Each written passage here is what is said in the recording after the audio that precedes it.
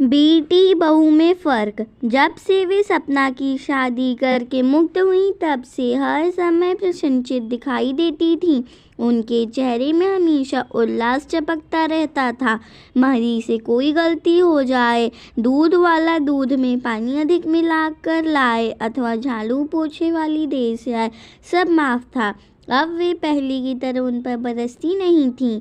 जो भी घर में आता उत्साह के साथ उन्हें सुनाने बैठ जाती कि उन्होंने कैसे सपना की शादी की, कितने अच्छे लोग मिल गए, लड़का बड़ा अफसर है, देखने में राजकुमार जैसा, फिर भी एक पैसा दहेज का नहीं लिया।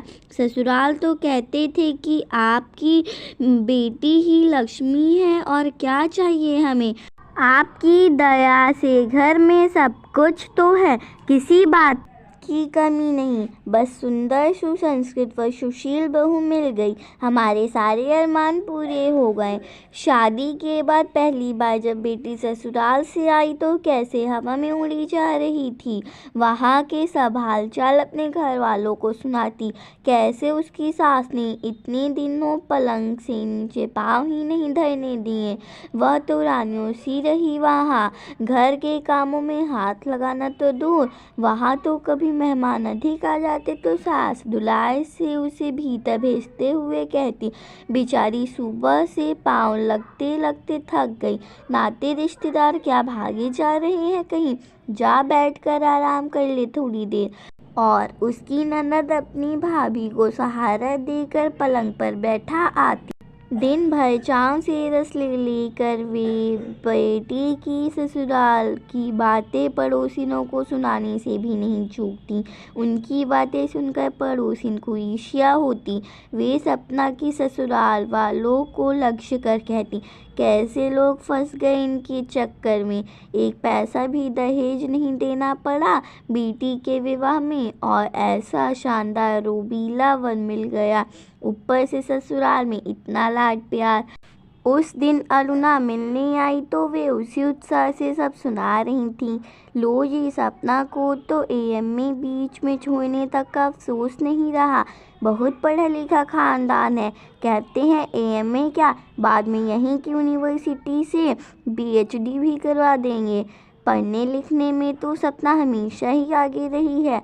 अब ससुराल भी कद्र करने वाला मिल गया, फिर क्या सपना नौकरी करेगी जो इतना पढ़ा रहे हैं। अरुणा ने उनके उत्साह को थोड़ा कसने की कोशिश की। नहीं जी, भला उन्हें क्या कमी है जो नौकरी करवाएंगे। घर की कोठी है, हज़ारों रुपए कमाते हैं हमारे दामाद जी, उन्होंने सफाई दी। तो सपना इतना पढ़ लिख कर क्या करेगी। बस शौक में वे लोग आधुनिक विचारों के हैं ना, इसलिए पता है आपको। सपना बताती है कि सास ससुर और बहू एक टेबल पर बैठकर खाना खाते हैं। रसोई में खटने के लिए तो नौकर चाकर है, और खाने पहनाने के ऐसे शौकीन हैं कि पर्दा तो दूर की बात है, मेरी सपना तो सिर भी नहीं ढकती है ससुराल में।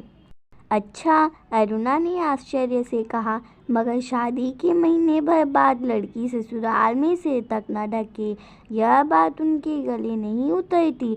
शादी के समय सपना तो कहती थी कि मेरे पास इतने ढेर सारे कपड़े हैं, तरह तरह के सलवार सूट, मैक्सी और गाउन, सब धरे रह जाएंगे। शादी के बाद तो साड़ी में गठरी बनकर रहना होगा। पर संयोग से ऐसे घर में गई कि शादी से पहले बने सारे कपड़े काम में आ रहे हैं। उसकी सास ससुर को तो यह भी ऐतराज नहीं कि बाहर घूमने जाते समय भी चाहे, लेकिन बहन जी, ये बात क्या सास ससुर कहेंगे। यह तो पढ़ी लिखी लड़की खुद सोचे कि आखिर कुंवारी और विवाहिता में कुछ तो फर्क है ही। श्रीमती अरुणा से नहीं रहा गया। उन्होंने सोचा कि शायद श्रीमती अरुणा को उनकी पुत्री के सुख से जलन हो रही है, इसीलिए उन्होंने और रस लेकर कहना शुरू किया, मैं तो डरती थी, मेरी सपना को शुरू से ही सुबह देर से उठने की आदत है, पराए घर में कैसे निभेगी। पर वहाँ तो वह सुबह बिस्तर पर ही चाय लेकर आराम से उठती है, फिर उठे भी किस लिए, स्वयं को कुछ काम तो करना नहीं पड़ता। अब चलूँगी बहन जी। श्रीमती अरुणा उठते उठते बोली, अब तो आप अनुराग की भी शादी कर डालिए, डॉक्टर हो ही गया है। फिर आपने बेटी विदा कर दी, अब आपकी सेवा ढल के लिए बहू आनी चाहिए। इस घर में भी तो कुछ रौनक होनी ही चाहिए। कहते कहते श्रीमती अरुणा के होठों की मुस्कान कुछ ज़्यादा ही तीखी हो गई। कुछ दिनों बाद सपना के पिता ने अपनी पत्नी को एक फ़ोटो दिखाते हुए कहा, देखो जी, कैसी है यह लड़की अपने अनुराग के लिए। एएमए पास है, रंग भी साफ है, घर बार कैसा है। उन्होंने लपक कर फ़ोटो हाथ में लेते हुए पूछा, घर बार से क्या करना है, खानदानी लोग हैं और दहेज वगैरह हमें एक पैसा का नहीं चाहिए, यह मैंने लिख दिया है उन्हें। यह क्या बात हुई जी, आपने अपनी तरफ से क्यों लिख दिया? हमने क्या उसे डॉक्टर बनाने में कुछ खर्च नहीं किया? और फिर वे जो देंगे उन्हीं की बेटी की गृहस्थी के काम आएगा। अनुराग भी आकर बैठ गया और अपनी विवाह की बातों को मजे लेकर सुन रहा था।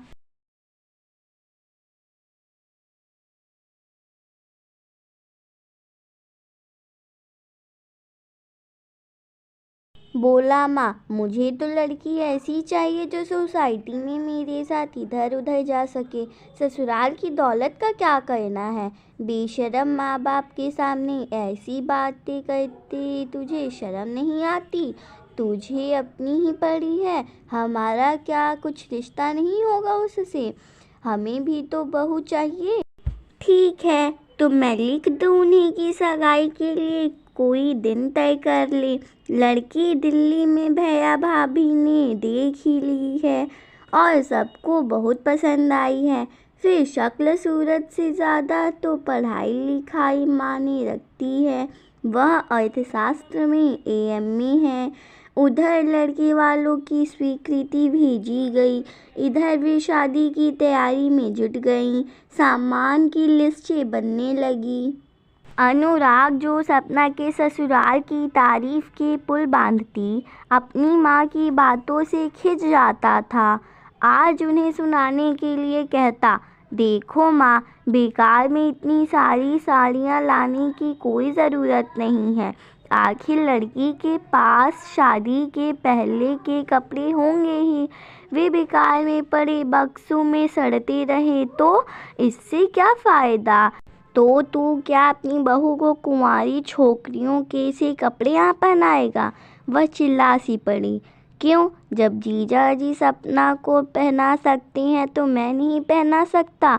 वे मन महसूस कर रह गईं। इतने चाव से साड़ियाँ खरीद कर लाई थीं। सोचा था सगाई पर ही लड़की वालों पर अच्छा प्रभाव पड़ गया तो वे बाद में अपने आप थोड़ा ध्यान रखेंगे और हमारी हैसियत व मान सम्मान ऊंचा समझकर ही सब कुछ करेंगे। मगर यहाँ तो बेटी ने सारी उम्मीदों पर ही पानी फेर दिया।